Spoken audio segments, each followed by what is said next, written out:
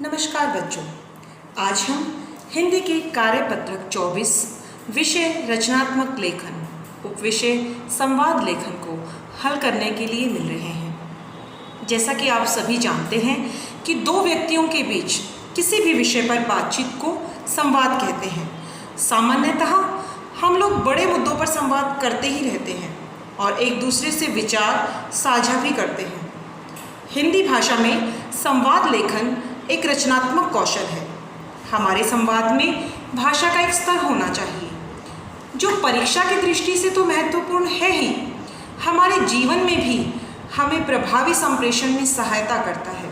हमारे व्यक्तित्व को संवाद के माध्यम से निखारा जा सकता है।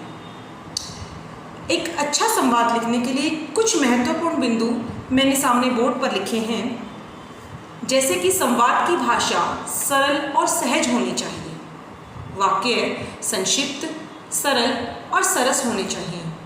वाक्यों को दोहराने से हमें बचना चाहिए। जब हम संवाद लिख रहे हों तो हमें शालीन व सभ्य भाषा का प्रयोग करना चाहिए। संवाद विषय और पात्र के अनुकूल होना चाहिए। जहाँ भी आवश्यकता हो वहाँ विराम चिन्हों का उचित प्रयोग किया जाना चाहिए। इन कुछ बिंदुओं को ध्यान रखते हुए हम एक अच्छा संवाद लिख सकते हैं।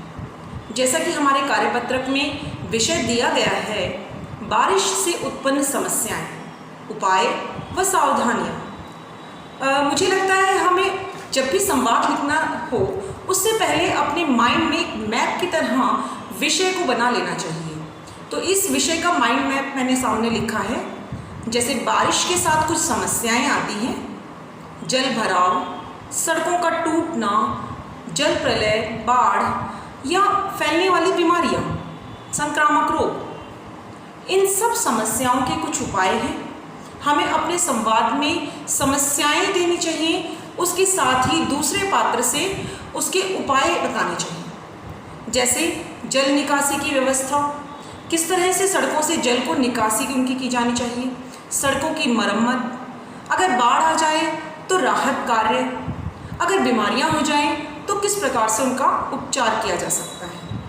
समस्याओं और उपाय से पहले यदि हम सावधानियां बरतें तो हम उस समस्या से बच सकते हैं। जैसे हम सभी बारिश से पहले तैयारी कर सकते हैं, अपने आसपास स्वच्छता रख सकते हैं और हमारी सरकार को तत्पर रहना चाहिए, अर्थात प्रशासनिक तत्परता, ये हमारी एक सावधानी हो सकती है।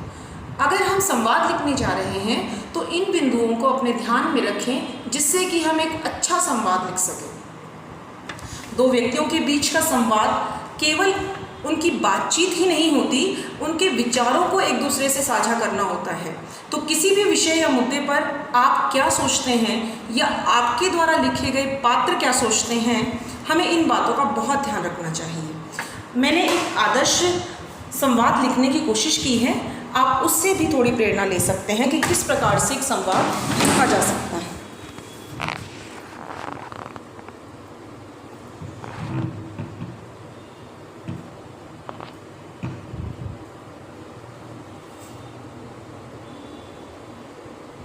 जैसे यहाँ पर हम दो पात्र ले रहे हैं, एक पात्र का नाम कमल है और दूसरे का समीर, और ये अपनी बालकनी में खड़े होकर बारिश के बारे में चर्चा कर रहे हैं।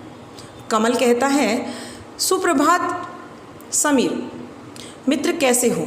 अर्थात हमारे संवाद की शुरुआत एक दूसरे को शुभकामनाएं देकर हो सकती है। उसके बाद हम धीरे धीरे मुद्दे पर आते हैं।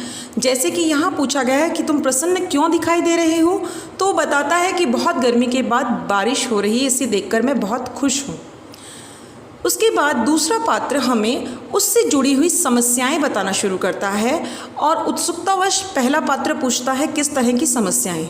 और यहाँ जैसे कि आप देख पा रहे हैं, मैंने दोनों पात्रों के माध्यम से समस्या, उसके उपाय और उसकी सावधानियां स्पष्टतः बताई हैं। तो आप भी इसी तरह से संवाद लिख सकते हैं। बच्चों, कोशिश करके देखें, ये कोई कठिन कार्य नहीं है, क्योंकि हम रोज़ अपनी आम जिंदगी में सबसे बातचीत तो करते ही हैं। ज़रूरत है बस उसे एक अच्छा स्तर और अच्छी भाषा देने का। धन्यवाद बच्चों।